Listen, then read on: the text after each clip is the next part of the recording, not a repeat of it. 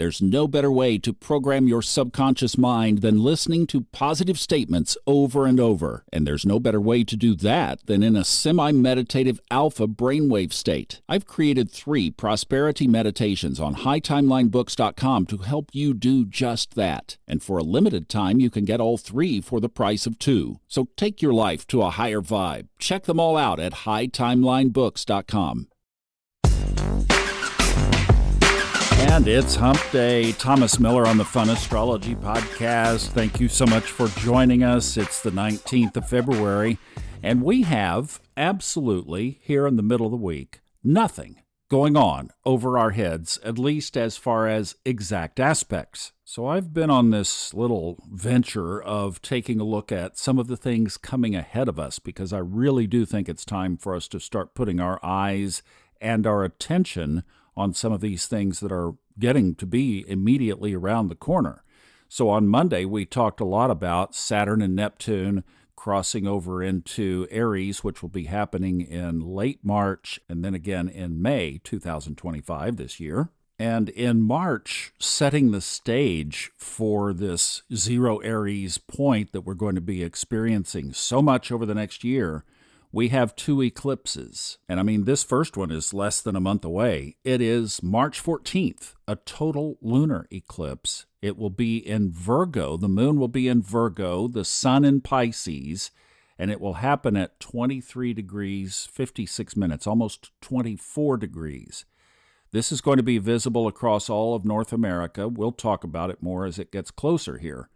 But there are some significant things structurally in the chart that change slightly between the 2 weeks between this lunar eclipse and the partial solar eclipse, which will be on the 29th of March. Mainly that a couple of planets come back out of Aries into Pisces in between the eclipses. So that's some interesting energy right there. Retrograde Venus and retrograde Mercury. Both of those, for the lunar eclipse on the 14th, will be in the early degrees of Aries, and for the partial solar eclipse about 2 weeks later, they will be in the later degrees of Pisces, in retrograde, both of them. So the first eclipse, the lunar eclipse on the 14th, will have Mercury going retrograde the very next day. Also, for that, the sun and the moon, of course, are across from each other. It will be a full moon.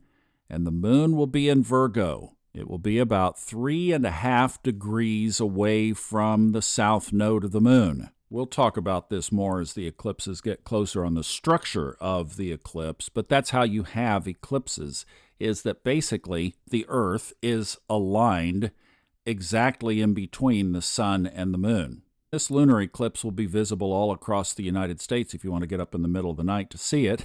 At least in the East Coast, it'll be in the middle of the night. In the West Coast, it'll be midnight, which a lot of you might still be up. But then those 2 planets, Mercury and Venus, move back into Pisces as the sun and the moon conjoin for the new moon on the 29th. And 2 days after that, Neptune enters Aries. So the whole structure of what's coming here over the next 4 to 6 weeks, basically, as we go through this period, is exactly what we were talking about on Monday. This spotlight on the subconscious mind.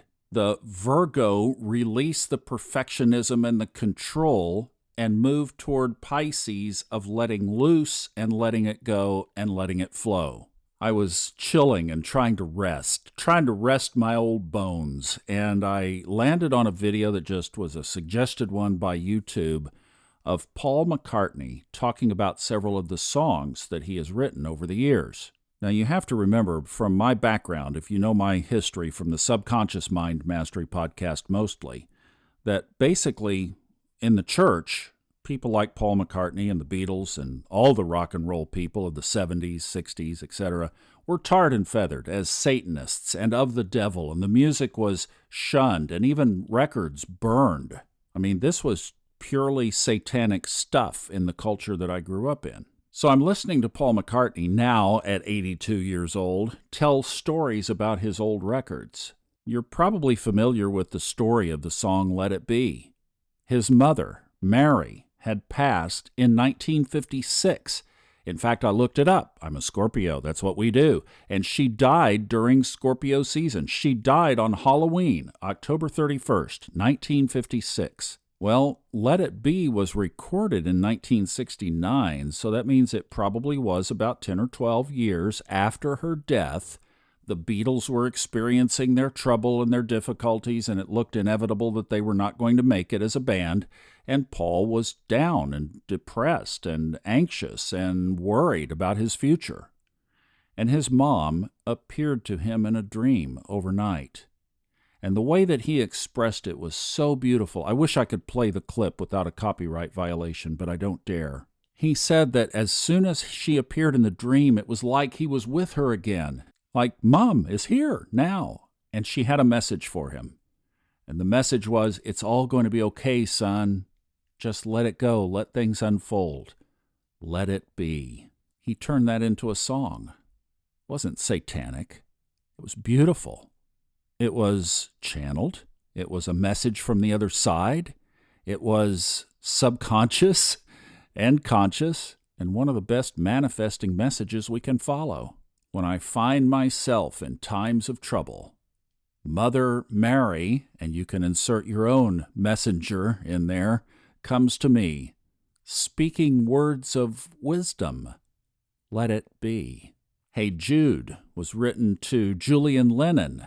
Paul viewed himself as an uncle figure to the little boy whose parents were going through a divorce. As an uncle figure, he wrote the words, Hey Jude, don't make it bad. Take a sad song and make it better. Don't be afraid. And any time you feel the pain, hey Jude, refrain. Don't carry the world upon your shoulders. You know that I just bawled on the sofa sitting there watching that because of how I grew up and how I had been in a culture that made this so wrong and so ignorantly.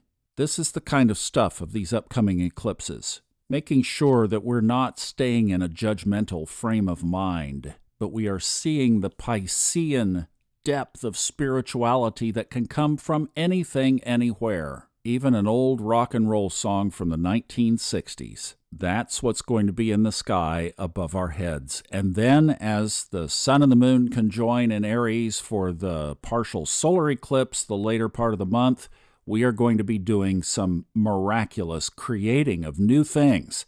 So would you join me as we close this episode, just singing in your own mind? And because I can't play it, we'll use a little Neptunian imagination and conjure it up for ourselves. Hey Jude, hey you, hey me, don't make it bad.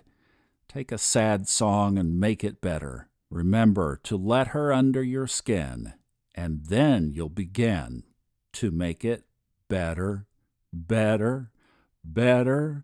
Oh, na, na, na, na, na, na, na, na, na, na, na, hey Jude.